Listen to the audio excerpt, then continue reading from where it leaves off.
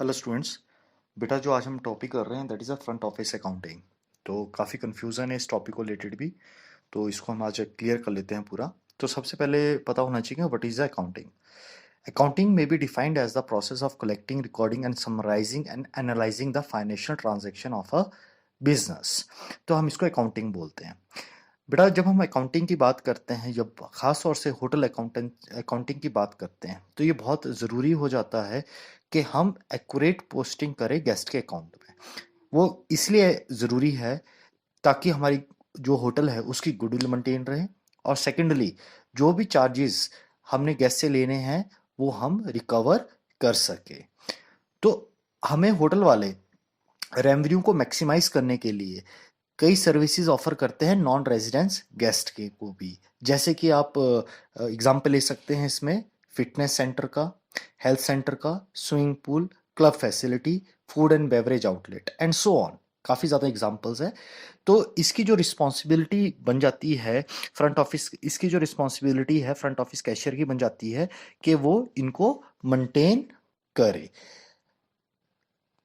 अगर हम बेटा रेजिडेंस गेस्ट की बात करते हैं, तो रेजिडेंस गेस्ट जो होता है हमारा क्रेडिट फैसिलिटी लेता है होटल से।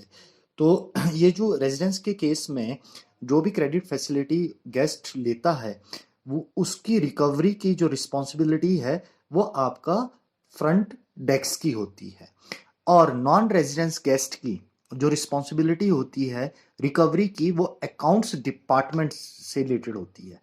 नॉन रेजिडेंस गेस्ट वो गेस्ट होते हैं जो हमारे पास रजिस्टर्ड गेस्ट नहीं होते हमारे होटल में, जो स्टे नहीं कर रहे होते हैं, लेकिन नॉन रेजिडेंस गेस्ट भी हमें काफ़ी अच्छा रेवेन्यू जनरेट करके देते हैं। तो इस बात को समझना बहुत ज़्यादा ज़रूरी है।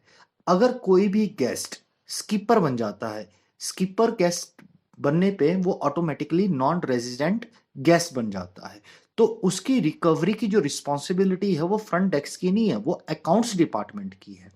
वैसे ही अगर किसी रेजिडेंस गेस्ट की जो पेमेंट है या उसका जो बिल है वो कंपनी सेटल कर रही है, और at the time of checkout वो बिल बिल पर साइन करके चला जाता है, तो उसका जो अकाउंट है वो नॉन गेस्ट अकाउंट में कन्वर्ट हो जाता है, और इसकी जो कलेक्शन रिस्पॉन्सिबिलिटी है वो फ्रंट डेस्क से शिफ्ट होके अकाउंट सेक्शन चली जाती है। बेटा इस चीज का आपने ध्यान रखना है कि कौन रिस्पॉन्सिबल है at the time of checkout, या फिर बिल सेटल करने के, या फिर आपका जो फोलियो है उसको क्लोज करने के लिए। अगर आप ओवरऑल एक समरी के पॉइंट ऑफ व्यू से समझे इसको, जो फंक्शन होता है फ्रंट ऑफिस अकाउंटिंग सिस्टम का, वो है creation and maintenance of guest and non guest accurately. Second है tracking of financial transaction of the guest throughout the guest cycle. Third आ जाता है monitor the credit limit of the guest, asking for a deposit in case of a high outstanding balance. बेटा credit limit के आपको बारे में पता है, जो एक हमारी लिमिट, एक हम लिमिट सेट करते हैं। कोई भी हमारा रेजिडेंस गेस्ट है, अगर वो क्रेडिट फैसिलिटी लेना चाहता है तो उसकी एक लिमिट होती है जिसको हम क्रेडिट लिमिट बोलते हैं। अगर वो अपनी क्रेडिट लिमिट को क्रॉस कर जाता है तो हम उससे कैश मांग सकते हैं, या फिर उसके अगेंस्ट जो उसने फैसिलिटी अवेल की है उसके अगेंस्ट पेमेंट मांग सकते हैं। और ऐसे गेस्ट जो अपनी क्रेडिट लिमिट क्रॉस कर रहे हैं वो हाई बैलेंस रिपोर्ट में रिफ्लेक्ट कर जाते हैं। बेटा इस चीज का याद, अब इस चीज को बिल्कुल आपके माइंड में क्लियर होना चाहिए कि हाई बैलेंस रिपोर्ट क्या होती है। तो हाई बैलेंस रिपोर्ट में उन गेस्ट के नाम मेंशन होते हैं जो अपनी क्रेडिट लिमिट को क्रॉस कर चुके होते हैं, और हम उनसे कैश लेते हैं या फिर उनसे रिकवरी करते हैं। तो इसके बाद एक बात तो समझ में आती है कि प्रिपेयरिंग हाई बैलेंस रिपोर्ट भी अब इसका मेन फंक्शन हो गया है। दूसरा जो मेन फंक्शन होता है फ्रंट ऑफिस अकाउंटिंग का वो है effective control over cash and credit transaction. तो ये मेजर फंक्शन आ जाते हैं बेटा जी फ्रंट ऑफिस अकाउंटिंग के। नाउ आपको समझना पड़ेगा कि डिफरेंट टाइप्स ऑफ अकाउंट कौन से होते हैं जो हम फ्रंट ऑफिस अकाउंटिंग में बनाते हैं। तो दो तरह के अकाउंट हमारे इसमें बनते हैं, एक होता है गेस्ट अकाउंट बेटा, और एक होता है नॉन गेस्ट अकाउंट। नाउ अब ये गेस्ट अकाउंट क्या है? A guest account is a record of a financial transactions between the resident guest and the hotel. This account is created either during the registration of the guest or during the reservation if the guest makes an advance payment. तो यह आपको बड़ा clear हो चुका है. Guest account basically इसको हम guest folio भी बोलते हैं. जैसे आपने काफी बार ये गेस्ट फोलियो शब्द सुना भी होगा. जब भी हमारे गेस्ट के साथ कोई फाइनेंशियल ट्रांजैक्शन होती है, इधर in at the time of a reservation और इधर at the time of a registration, हम उसी टाइम उसका फोलियो या उस गेस्ट का अकाउंट क्रिएट कर लेते हैं, जनरेट कर लेते हैं, और सारी जो भी उसने एडवांस पेमेंट की होती है वो सारी पोस्टिंग उसमें डाल देते हैं.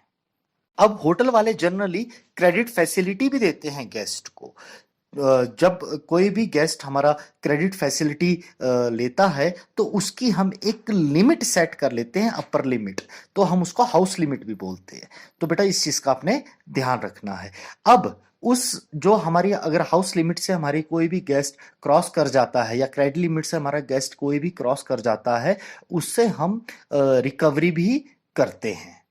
तो इस तरह से आपको समझ में आ गया होगा कि जो गेस्ट अकाउंट होता है ये आपका रेजिडेंट गेस्ट के लिए बनता है. अब आज सेकेंडली आते हैं हम नॉन गेस्ट अकाउंट क्या होता है. नॉन गेस्ट अकाउंट वो होता है जो हमारी ट्रांजैक्शन होती है नॉन रेजिडेंस गेस्ट के बीच में, उसको दिखाता है, और इसको हम सिटी अकाउंट भी बोलते हैं. In other words, a non guest account is the record of a financial transactions that take place between non-resident guest and the hotel, and this is also known as a city account. तो city account क्या होता है? City account basically non guest account को बोला जाता है. जैसे कि मैंने आपको अभी भी बोला कि skipper are also treated as a non resident guest. Secondly, अगर किसी की कंपनी किसी गेस्ट की पेमेंट कर रहा है और at the check out time वो बिल पे साइन कर लेता है, then it is also treated as a non resident guest account. और जब नॉन रेजिडेंट गेस्ट अकाउंट की बात आती है तो इसका सेटल बिल की पेमेंट की बिल जो इसका पेमेंट है उसकी सेटलमेंट कौन करेगा? Accounts department, not front desk. इस चीज को आपने ध्यान में रखना है बेटा जी. Now in the case of a company अगर कोई गेस्ट बिल पे साइन करके चला जाता है तो बेटा वहां पे उसकी रिकवरी के लिए, उसकी पेमेंट की रिकवरी के लिए अकाउंट एजिंग प्रोसेस का इस्तेमाल होता है. याद रखना, अकाउंट एजिंग प्रोसेस का इस्तेमाल होता है. ये अकाउंट एजिंग प्रोसेस क्या होती है मैं आपको अभी एक्सप्लेन करता हूं थोड़ी देर में. नाउ जो सबसे ज्यादा इंपॉर्टेंट चीज जानने की है वो है कि फ्रंट ऑफिस अकाउंटिंग साइकिल है क्या. तो फ्रंट ऑफिस अकाउंटिंग साइकिल में बेसिकली 3 स्टेप होते हैं. एक होता है क्रिएशन ऑफ अकाउंट, दूसरा होता है बेटा मेंटेनेंस ऑफ अकाउंट, तीसरा होता है सेटलमेंट ऑफ अकाउंट. अब क्रिएशन ऑफ अकाउंट यानी कि अकाउंट कब क्रिएट हो सकता है, फोलियो कब क्रिएट हो सकता है. यहां पर बात हो रही है अकाउंट का मतलब है फोलियो कब क्रिएट हो सकते हैं. फोलियो कब कहां क्रिएट हो सकते हैं? Eight the time of reservation if the guest makes the advance payment, आपको क्लियर हो चुका होगा, या फिर eight the time of hotel receive the advance payment after reservation and before guest arrival, यानी कि रिजर्वेशन के बाद पर गेस्ट के आने से पहले, और at the time of a registration. तो आपके 3 जगह पे अकाउंट्स जो फोलियो है वो क्रिएट हो सकते हैं. तो तीनों आपको क्लियर हो गए. रिजर्वेशन के टाइम पे, दूसरा रिजर्वेशन के बाद बट बिफोर अराइवल, और second eight the time of a registration, यानी कि रजिस्ट्रेशन का मतलब है जब वो होटल में आ जाता है, चेक इन कर लेता है, तो हम उसको रजिस्टर्ड गेस्ट जब हम बनाते हैं तो हम उसको बोलते हैं रजिस्ट्रेशन. तो बेटा 3 जगह क्रिएशन ऑफ अकाउंट्स हो सकता है, यानी कि फोलियो 3 जगह क्रिएट हो सकते हैं. अब फोलियो क्या होते हैं मेरे ख्याल से इसको समझाने की जरूरत नहीं है. डिफरेंट टाइप्स ऑफ फोलियो होते हैं. गेस्ट फोलियो होता है बेटा, फ्लोर फोलियो होता है बेटा, मास्टर फोलियो होता है, देन एम्प्लॉय फोलियो होता है, फिर नॉन आपका रेजिडेंस गेस्ट अकाउंट फोलियो होता है जिसको हम सिटी फोलियो भी बोलते हैं. आफ्टर दैट आपका स्प्लिट फोलियो होता है. तो आपको फोलियो तो क्लियर हो गए होंगे, फोलियो हमने बहुत बारी पढ़े हुए हैं, तो आपको मेरे को लगता है फोलियो में कोई भी कंफ्यूजन नहीं होगी. तो सेकंड जो आपका मेन इसमें साइकिल में जो सेकंड आता है that is a maintenance of account. Maintenance of account क्या होता है? Keeping a track and recording all the financial transaction during the stay of the guest. तो इसके अंदर क्या इंक्लूड होता है? ऑल द चार्ज परचेजेस और service offered by the hotel to the guest. तो कोई भी आपका होटल सर्विसेज ऑफर कर रहा है तो उसके ऊपर हमने प्रॉपरली ट्रैक करना है। अब ये सर्विसेज क्या ऑफर्ड हो सकती है, जैसे रूम चार्जेस हो गया, after food and beverage charges हो गया, टेलीफोन एंड फैक्स चार्जेस हो गए, हेल्थ सेंटर हो गया, बिजनेस सेंटर हो गया, लॉन्ड्री चार्जेस हो गए और पोस्टेज चार्जेस हो गए। ये सारे बेटा आपके डिफरेंट टाइप्स ऑफ सर्विसेज है जो ऑफर करता है गेस्ट को होटल्स। तो इनको मेंटेन करना है, इनके ऊपर ट्रैकिंग रखनी है। तो सेकंड जो आपका फ्रंट ऑफिस साइकिल का जो मेन स्टेप है, that is a maintenance of a account, and last is a settlement of the account. Settlement of account क्या होता है? Preparing and presenting and collecting the payment from the guest. तो अगर settlement की बात करें तो हमारे को उसमें एक चीज ध्यान रखनी है कि गेस्ट का जो फोलियो होता है, यानी कि गेस्ट का जो इंडिविजुअल अकाउंट है वो जीरो होना चाहिए। तो जीरो करने के लिए एक आपने देखना है कि ओपनिंग बैलेंस कितना था, डेबिट एंट्रीज कितनी है, और उसमें से क्रेडिट एंट्रीज माइनस कर लेनी है। जो आपका अमाउंट बचेगा वो आउटस्टैंडिंग अमाउंट होगा। वो आउटस्टैंडिंग अमाउंट आपने जैसे गेस्ट से ले लिया, आपका जो गेस्ट फोलियो है वो जीरो हो जाएगा। तो इसको बोलते हैं हम सेटलमेंट ऑफ अ अकाउंट। अब बेटा जी यहाँ पे ट्रैकिंग ऑफ ट्रांजैक्शंस, जो हमने अभी सेकंड स्टेप भी पढ़ा था, मेंटेनेंस ऑफ अकाउंट्स में कीपिंग ट्रैक ऑन द। अब बेटा जी जो हमने मेंटेनेंस ऑफ अकाउंट के अंदर पढ़ा था ट्रैकिंग ऑफ द ट्रांजैक्शंस, तो ट्रैकिंग ऑफ ट्रांजैक्शंस के ऊपर बात करें बेटा जी, तो आप ये ट्रैकिंग कैसे की जाती है इसके ऊपर मैं आपको थोड़ा सा आपको क्लियर करना चाहता हूं। सबसे पहले बेटा एक बार याद रखना कि हमारे तीन तरह से सिस्टम यूज होते हैं। एक मैनुअल सिस्टम होटल यूज करता है, या सेमी ऑटोमेटिक सिस्टम यूज करता है, या फिर आपका सीआरएस सिस्टम यूज करते हैं, यानी कि कंप्यूटराइज रिजर्वेशन सिस्टम यूज करते हैं होटल वाले। जब कभी भी होटल मैनुअल और सेमी ऑटोमेटिक सिस्टम यूज कर रहे हैं तो याद रखना इसमें वॉचर्स का यूज होता है और इंटेंसिव वॉचर्स का यूज होता है। अगर आप फुल्ली ऑटोमेटिक सिस्टम कर रहे हैं तो ट्रैकिंग ऑफ ट्रांजैक्शंस किससे होती है? Electronic transfer of a transaction से होती है। तो आपको पॉइंट ऑफ सेल का पता होना चाहिए कि कहां पे गेस्ट ने सर्विस कंज्यूम्ड की है, और उस पॉइंट ऑफ सेल से आपकी इलेक्ट्रॉनिक ट्रांसफर के थ्रू आपकी जो ट्रांजैक्शन है उसको ट्रैक किया जाता है। तो बेटा जी आपका ये होता है इन the case of full automatic. तो बेटा इस बात को याद रखना है, सेमी मैनुअल और सेमी ऑटोमेटिक में हम वॉचर्स का इंटेंसिव यूज करते हैं। तो डिफरेंट टाइप्स ऑफ वॉचर्स के बारे में आपको बिल्कुल क्लियर होना चाहिए कि what are the different types of vouchers. और फुल्ली ऑटोमेटिक सिस्टम के अंदर हम सीआरएस का यूज करते हैं, क्योंकि इसमें इलेक्ट्रॉनिक ट्रांसफर ऑफ ट्रांजैक्शंस आ जाती है। तो उसमें हम पॉइंट ऑफ सेल को ज्यादा इंपॉर्टेंस देते हैं कि गेस्ट ने कौन सी जगह पे अपनी ट्रांजैक्शंस की है। किसी भी होटल में जो बेटा ट्रांजैक्शंस की फॉर्म हो सकती है वो तो कैश पेमेंट के थ्रू हो सकती है, या फिर चार्ज परचेज के थ्रू हो सकती है, या अकाउंट करेक्शन के थ्रू हो सकती है, या अकाउंट अलाउंसेस के थ्रू हो सकती है, या करंट ट्रांसफर के थ्रू हो सकती है, या कैश एडवांस के थ्रू हो सकती है। तो बेटा ये आपको पता होना चाहिए कि ट्रांजैक्शंस किस फॉर्म में हो सकती है होटल्स के अंदर। तो सबसे पहले बात करते हैं हम बेटा जी कैश पेमेंट की। अगर हम बेटा कैश पेमेंट की बात करें तो front office clerk shall post cash payment as a credit in the guest folio. और बेटा जी इसके लिए सपोर्टिंग डॉक्यूमेंट्स जो यूज होगा that is a cash voucher. इस चीज का आपने ध्यान रखना है, कैश पेमेंट के लिए क्या यूज होगा as a supporting documents? Cash voucher. Second जो हम बात की थी वो थी चार्ज परचेज। चार्ज परचेज क्या होता है बेटा? Charge purchase represent the deferred payment transaction that increase the outstanding balance of a folio account. आपका कोई भी क्रेडिट ट्रांजैक्शन हो रही है और गेस्ट होटल से कोई भी क्रेडिट ट्रांजैक्शन ले रहा है तो ऑटोमेटिकली उसका जो आउट बैलेंस है फोलियो में, आउटस्टैंडिंग बैलेंस जो हमारी रिकवरी करने के लिए जो बैलेंस है वो हाई हो जाएगा। तो इसको हम बोलते हैं चार्ज परचेज। तो चार्ज परचेज के केस में बेटा चार्ज वॉचर यूज होता है एज अ सपोर्टिंग डॉक्यूमेंट्स। तो आपको पता होना चाहिए कि कौन सा वॉचर यूज हो रहा है। चार्ज परचेज में कौन सा वॉचर यूज हो रहा है? Charge voucher as a supporting documents. अगला आता है बेटा account correction.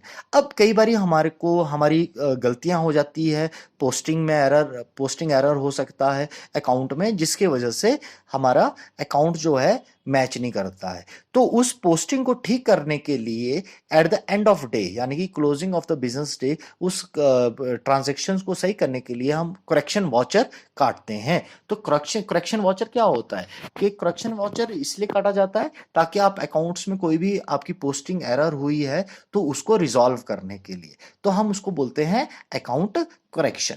Then account allowances. जो अकाउंट अलाउंसेस होते हैं बेटा जी, ये दो रीजन की वजह से होते हैं, इधर as a compensation of poor services और rebates for a coupon discount extra. Second, as to correct the posting error detected after the closing of the business day. तो बेटा दो तरह से हो सकते हैं। तो अलाउंस पता है आपको, अलाउंसेस हम क्यों देते हैं या फिर किसी गेस्ट को अलाउंस क्यों देते हैं हम, ये आपने काफी टाइम पढ़ चुके हैं, काफी बारी सीख भी चुके हैं। हमारी पुअर सर्विस हुई या हमने कोई डिस्काउंट कूपन दिया गेस्ट को और गेस्ट आ गया, तो पुअर सर्विस के बदले हम उसको कंपनसेट करते हैं। तो हम उसको कंपनसेट करते हैं, तो वो ऑब्वियस सी बात है अलाउंसेस हो जाते हैं। हमारा एरर हो गया तो ऑब्वियस सी बात है वो भी हमारे उस किसके अंदर कवर हो जाएंगे, फिर अलाउंसेस के अंडर कवर हो जाएंगे। तो अलाउंसेस के केस में बेटा जी अलाउंस वॉचर कटता है एज अ सपोर्टिंग डॉक्यूमेंट। तो आपने ध्यान रखना है अलाउंस के केस में कौन सा वॉचर कटता है, allowance voucher as a supporting document कटता है, यानी कि हम उसके साथ उस डॉक्यूमेंट को अटैच करते हैं बेटा जी। नाउ बेटा अब इसमें दो चीज आपको बहुत क्लियर होनी चाहिए यहां तक। एक अकाउंट एजिंग प्रोसेस क्या होता है, दूसरा आपका इंटरनल कंट्रोल क्या होता है। तो अब मैं पहले अकाउंट एजिंग प्रोसेस के बारे में बात करता हूं। तो बेटा अकाउंट एजिंग प्रोसेस क्या होता है, जब भी कभी भी ऐसा होता है कि हमारा जैसे किसी कंपनी ने रिस्पॉन्सिबिलिटी ले ली किसी गेस्ट की पेमेंट के लिए, और that at the time of a checkout guest सिर्फ बिल साइन करके चला गया, उसने सेटल नहीं किया, और अब कंपनी से उसकी रिकवरी होनी है। तो ऑब्वियसली बात है अब आपको समझ में आ गया होगा, तो ये क्या हो गया आपका, किसकी तरफ रिस्पॉन्सिबिलिटी शिफ्ट हो जाएगी, आपको लग गया पता, अकाउंट्स डिपार्टमेंट की तरफ रिस्पॉन्सिबिलिटी चल जाएगी बिल को सेटल करने के लिए। अब फ्रंट डेस्क के पास नहीं जा रही है, ये कहां जा रही है, आपके अकाउंट्स डिपार्टमेंट, क्योंकि वो नॉन रेजिडेंट गेस्ट कंसीडर किया जा रहा है। अब अकाउंट्स डिपार्टमेंट क्या करता है, अकाउंट एजिंग प्रोसेस का इस्तेमाल करता है। तो अकाउंट एजिंग प्रोसेस के अंदर बेटा जी ध्यान रखना, आपके स्लैब होते हैं 30 days, then 60 days, then 90 days, यानी कि 30 दिन 30 दिन 30 दिन। अगर वो लेसर देन 30 दिन है तो इसको हम कंसीडर करते हैं एज अ करंट। अगर अबव 30 डेज है तो हम इसको कंसीडर करते हैं एज एन ओवरड्यू, और अबव द 90 डेज है तो हम इसको कंसीडर करते हैं एज अ डेलिक्वेंट। तो डेलिक्वेंट अकाउंट क्या होते हैं, डेलिक्वेंट अकाउंट भी वो अकाउंट होते हैं जो पैसा हमारा डूब गया है, जो हमारा रिकवरी नहीं हो पा रहा है। जैसे स्कीपर है, स्कीपर आपका होटल से चला गया without payment of a bill किए, अब वो किस में चला गया, ऑटोमेटिकली वो कवर हो गया आपका नॉन रेजिडेंट गेस्ट अकाउंट में। अब नॉन रेजिडेंट गेस्ट अकाउंट में वो कन्वर्ट हुआ है तो ऑब्वियस सी बात है वो डेलिक्वेंट अकाउंट बन गया। तो 90 डेज से अबव जब भी कभी भी बिल सेटल नहीं होता है हम उसको डेलिक्वेंट अकाउंट की कैटेगरी में रख लेते हैं। अब आफ्टर 90 डेज अगर हम उसकी रिकवरी की बात करते हैं तो आपके पास फिर लीगल तरीके होते हैं, अगर लीगल तरीकों के द्वारा आप अकाउंट सेटल कर सकते हैं। अगर वो अकाउंट सेटल नहीं करता है यानी कि वो हमारा पैसा डूब जाता है तो हम उसको as a bad debts consider करते हैं। तो अकाउंट एजिंग प्रोसेस आपको समझ में आ गया। तो इसके 3 स्लैब है, 30 days, 60 days and 90 days. 30 days या 30 डेज से नीचे हम उसको करंट बोलेंगे, 30 डेज से ऊपर हम उसको क्या बोलेंगे, आपका ओवरड्यूज, और 90 डेज से अगर ऊपर चला जाता है तो हम उसको बोलेंगे डेलिक्वेंट। तो इस चीज को आपने ध्यान रखना है अकाउंट एजिंग प्रोसेस के अंदर। अब बात करते हैं बेटा जी इंटरनल कंट्रोल। इंटरनल कंट्रोल क्या होता है, basically to verify the account entries and the account balance. जो कीवर्ड है आपका इंटरनल कंट्रोल का वो है ऑडिटिंग। तो ऑडिटिंग की जाती है, और जो ऑडिटिंग होती है वो साल में एक बार की जाती है। नाउ जब हम ऑडिटिंग की बात करें तो बेटा ये आपकी बहुत इंपॉर्टेंट हो जाती है इंटरनल कंट्रोल के लिए। नाउ अगर हम सिंपल सेंस में बात करें तो what is auditing. Auditing is the process of verifying the front office accounting records for accuracy and completeness. अब अब एक बात समझते हैं कि what are the some forms that are extreme importance for a internal control. तो ये इस चीज़ को समझना बहुत ज़रूरी है कि डिफरेंट फॉर्म्स क्या है जो आपके इंटरनल कंट्रोल के लिए बहुत इंपॉर्टेंट है। तो सबसे पहले है बेटा फ्रंट ऑफिस कैश शीट, दूसरा है बेटा कैश हाउस बैंक और पीटी कैश, तीसरा है बेटा आपका hotel might employ the internal audit control least once in year, जिसकी हम अभी ऊपर बात भी कर रहे थे, और last and not least cashier comes up with the net cash receipts which amounts all of a cash cheques and other instruments in the cashier draw.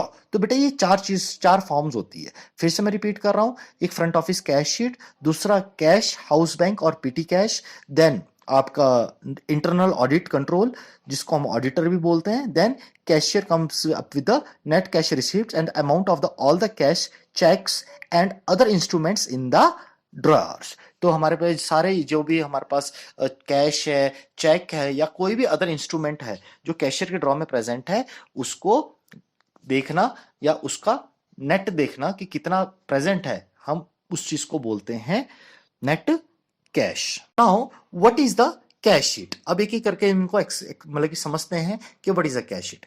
अब कैश शीट क्या होता है? कैश शीट है list of each cash receipts and distribution in order to reconcile the cash on hand at the time of a cashier shift with the documented transaction that occurs during the same shift। समझ गए होंगे? तो cash in hand कितना है, कितना हमारा cash dispute हुआ है, कितनी हमारे को कैश की रिसिप्ट आई है, उसको सारे डॉक्यूमेंट्स को हमने डॉक्यूमेंट्स के साथ उसको रिकॉन्सिल करना है जो सेम शिफ्ट में अकर हुई होती है before giving the hand over. तो हम उसको बोलते हैं बेटा जी कैश शीट, यानी कि हैंड ओवर देते वक्त जो हम एक उसका जो परफॉर्मा बनाते हैं तो उसको हम कैश शीट बोलते हैं, यानी कि ड्यूरिंग द शिफ्ट जो भी ट्रांजैक्शंस हुई है वो उसको उसमें वो रिफ्लेक्ट करती है। Now what is a petty cash? Petty cash is the amount of a cash assigned to the cashier so that he or she can handle the various transactions that occurs in the particular work shift। बेटा in the morning, जैसे हम morning में जाते हैं तो कुछ हम पैसा जो गले में रख लेते हैं ताकि वो जो कैशियर है वो सारे दिन की ट्रांजैक्शंस को मेंटेन कर सके, अपने काम को चला सके। तो उसको हम पिटी कैश बोलते हैं या हाउस बैंक बोलते हैं या कैश बैंक बोलते हैं। तो ये इंपॉर्टेंट हो जाता है बेटा जी कैशियर को देना ताकि वो अपनी सारी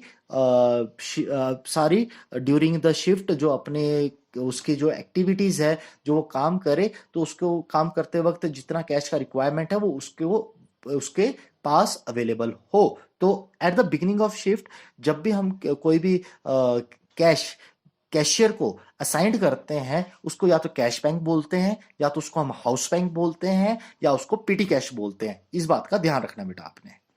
अब जब शिफ्ट एंड होती है तो बेटा कैशियर क्या करता है, इस जो एक्चुअल अमाउंट उसके पास प्रेजेंट होता है उसको कैश शीट के साथ मैच करता है। अब जब कैश शीट के साथ वो मैच करेगा तो ऑब्वियस सी बात है उसमें डिस्क्रिपेंसीज आ सकती है, यानी कि उसमें वेरिएशंस आ सकता है। और वेरिएशन कैसे हो सकता है, या तो कैश ओवर हो जाए या कैश शॉर्टेज हो जाए या फिर उसको ड्यू बैक्स भी बोलते हैं हम। तो आपकी दो चीजें हो सकती है बेटा जी। तो आपने मेरे ख्याल से आपको अब ये भी क्लियर हो गया होगा कि what is a cash bank, house bank और पीटी कैश। बेटा जी आपका सब क्या थे, some forms that are a extreme importance for a internal control. तो बेटा इसी के साथ आपका इंटरनल कंट्रोल टॉपिक भी खत्म हो चुका है। तो अभी गेस्ट अकाउंटिंग साइकिल का एक और लेक्चर आपको आएगा, अब जितनी जल्दी हो सके मैं अपलोड करने की कोशिश करता हूँ। तो उसके बाद आपका पूरा फ्रंट ऑफिस अकाउंटिंग खत्म हो जाएगा। पर इसमें बेटा एक चीज और इंपॉर्टेंट है, तो इसमें आपको different types of vouchers, folio and ledgers, ये तीनों चीजें आपकी बड़ी क्लियर होनी चाहिए। What are different types of a folio, what are the different types of vouchers and what are the different types of ledgers. तो अगर किसी भी बच्चे को फोलियो में, वॉचर में या लेजर्स में प्रॉब्लम है प्लीज अभी मेंशन कर लीजिएगा ताकि मैं आपको नेक्स्ट वीडियो में उसको भी कवर कर सकूं। अगर कोई भी उसमें प्रॉब्लम नहीं है, आपको वो कॉन्सेप्ट सारे क्लियर है, तो मैं इसका लास्ट वीडियो पोस्ट करके इस टॉपिक को क्लोज कर रहा हूं बेटा। थैंक यू बेटा, थैंक यू वेरी मच। बाकी कोई भी प्रॉब्लम होगी तो बेटा आप मुझसे पूछ सकते हो ग्रुप में। थैंक यू बेटा।